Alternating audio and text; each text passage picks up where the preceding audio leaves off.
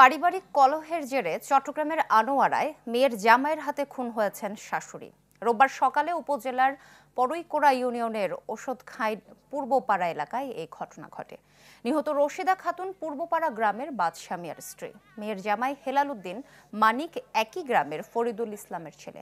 Police জানিয়েছে, বেশ কিছুদিন ধরে কলহ চলে আসছিল রশিদা খাতুনের মেয়ে হাফসা বেগম ও হেলালের সংসারে। বিভিন্ন বিষয় নিয়ে রশিদা খাতুনের সাথে কথা কাটাকাটি হতো হেলালের। রোববার শ্বশুরবাড়িতে গিয়ে শ্যালক ও স্ত্রীর ওপর হামলা চালায় হেলাল। তারা দৌড়ে পালিয়ে গেলেও শাশুড়ি রশিদাকে লাঠি দিয়ে এলোপাতাড়ি মারধর করে সে। এতে ঘটনাস্থলেই তিনি মারা যান। ঘটনার পর পলাতক হেলাল সে আগে থেকেই মাদকাসক্ত বলে জানিয়েছে পুলিশ। নিহতের মরদেহ চট্টগ্রাম মেডিকেলের মর্গে পাঠানো হয়েছে।